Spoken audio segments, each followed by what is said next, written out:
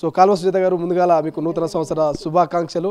So ఎట్లా ఉండబోతుంది ఇవాళ, ఎందుకంటే మద్యం ఏర్లై పారబోతుంది, ఇక 31 ఫస్ట్ ఏం చెప్తారు?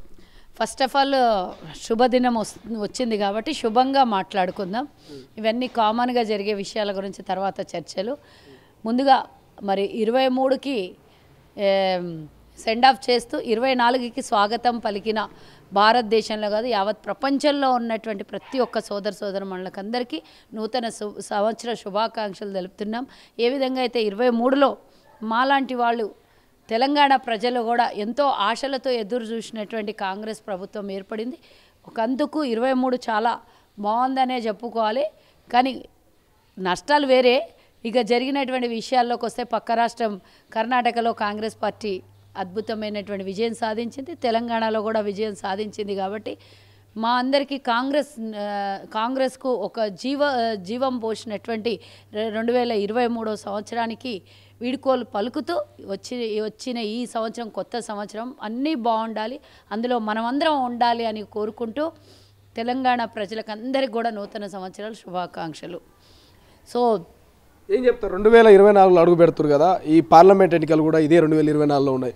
పార్లమెంట్ ఎన్నికల్లో గెలుపొంది ఇక ప్రధానిగా చూడబోతున్నారా మీరు మీ నాయకుడిని? ఎస్, 100% మనం గతంలో ఎన్నోసార్లు చెప్పినా మీరు అందరు నవ్వేను, మీరు అందరూ అట్లా జరగదు అన్నారు. కానీ ఇప్పుడు కూడా జరుగుతుంది, డెఫినెట్గా జరుగుతుంది. ఏ అయోధ్యను అడ్డం పెట్టుకునో లేకపోతే ఇంకో దాన్నో రకరకాలుగా చేసేటటువంటి ప్రయోగాలకు ప్రజలు కొన్ని రోజులు ఆ భక్తి భావం ఉన్న కొన్ని రోజుల వరకు, భక్తి భావం వేరు, ప్రజాస్వామ్యం వేరు, రాజ్యాంగం వేరు, అన్నీ డిఫరెంట్ కోణాల్లో ఆలోచించాల్సినటువంటి అవసరం ఉన్నది.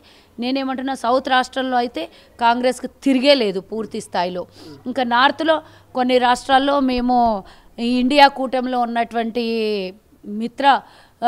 మిత్రుల పార్టీలతోని ఏదైతే మమతా బెనర్జీ కానివ్వండి, ఇంకా ఇతరత్ర పార్టీలు చాలా ఉన్నాయి కదా, ఇండియా కూటమి శరద్ పవార్ కానివ్వండి, శివసేన కానివ్వండి, అలా ఆమ్ ఆద్మీ పార్టీ కానీ అందరితో కలుపుకొని గతంలో జరిగిన దానికన్నా భిన్నంగా, ఎందుకంటే మొత్తం స్థానాలలో కాంగ్రెస్ పోటీ చేయకుండా మా మిత్రపక్షాలు పోటీ చేస్తాయి, వాళ్ళకు ఉన్నటువంటి స్థానాలు వాళ్ళు గెలుపొందుతారు. సౌత్ రాష్ట్రాల్లో కాంగ్రెస్ మిత్రపక్షాలకు కూడా పూర్తి స్థాయిలో మెజార్టీ వస్తుంది పార్లమెంట్లో. తెలంగాణలో చూసుకున్నట్టయితే గత 25 రోజుల క్రితమే తెలంగాణలో కాంగ్రెస్ అధికారాన్ని చేపట్టింది.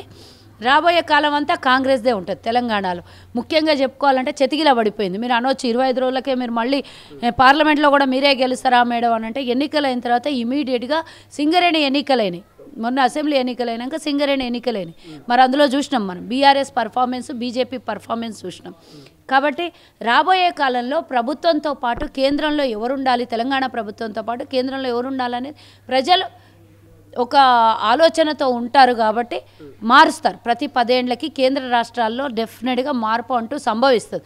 మనం చూసినటువంటి చరిత్రలో ఇప్పటివరకు అలాగే జరిగింది. కాబట్టి రాబోయే కాలంలో ఇప్పుడు ఆల్రెడీ దేశం మీద 1,55,000 కోట్ల రూపాయలు ఆర్థికంగా వెనుకబడిపోయినామని అనుకుందాం. భారతదేశం ప్రజల మీద అప్పు భారమే పడింది అనుకుంటాం. చూస్తున్నాం కదా, తొవ్వినా కొద్దీ తెలంగాణలో ఎట్లా అప్పున్నాయో దేశంలో కూడా అలాగే అప్పులున్నాయి. వాళ్ళిద్దరు కూడా చేసింది ఏం లేదు, ఆర్థిక అభివృద్ధి జరిగింది లేదు, కొత్త వనరుల్ని నిర్మించింది లేదు అంటే వ్యక్తిగతంగా వాళ్ళు చెప్పుకుంటున్నట్టు పర్ క్యాపిటల్ ఇన్కమ్ ఎవరికి పెరగలేదు, ఇంటికో ఉద్యోగాలు దేశం మొత్తం రాష్ట్రం మొత్తం ఎక్కడ రాలేదు. కాబట్టి ఏమైంది అయ్యా అనంటే దేశం అప్పుల పాలైనప్పుడు అభివృద్ధి కనబడాలి, ఆర్థిక నిర్మాణాలు కనబడాలి, రకరకాలుగా ఉండాలి. కానీ అవేవి కనపడకుండా అప్పులు నెత్తి మీద వేస్తే రోజుకి ఇప్పుడు ఎన్నికలు వస్తున్నాయని 10 రూపాయలు పెట్రోల్ మీద, 8 రూపాయలు డీజిల్ మీద తగ్గిస్తామని కేంద్రం అంటుంది. దేశ ప్రజలు ఒక్కసారి అంటే నమ్ముతారు, 2 సార్లు అంటే నమ్ముతారు, 3 సార్లు 4 సార్లు 10 సార్లు వరకు నమ్ముదాం. 10 ఏళ్లలో 10 సార్లు ఎన్నికలు వచ్చినప్పుడు దించడం, ఎన్నికలు అయిపోగానే మళ్ళీ అదే దారి పట్టడం. నిన్నెవరో చెప్పిండ్రు, నిన్న చూసిన నేను దాంట్లో 25 రూపాయలు 50 రూపాయలు కమర్షియల్ సిలిండర్ తగ్గింది అని. పెంచినప్పుడేమో 250 రూపాయలు పెంచుతారు, తగ్గించినప్పుడేమో 50 రూపాయలు తగ్గిస్తే దాన్ని పబ్లిసిటీ చేసి పాలాభిషేకాలు చేస్తారు. నాకు అర్థం కాలేదు. అంటే ఎవరో కొంతమంది చేసిన దానికి మిగతా ప్రజలందరూ బలైపోదలుచుకోలేదు. ఈసారి డెఫినెట్గా కేంద్రంలో కూడా మార్పు వస్తుంది. రాహుల్ గాంధీ గారు ప్రధానమంత్రి అవుతారనేది మా దృఢమైనటువంటి నమ్మకం. మీరు అనొచ్చు, మొన్ననే మీరు 4 రాష్ట్రాలలో ఓడిపోయింది కదా మేడం, మీకు ఎట్లా సంభవమో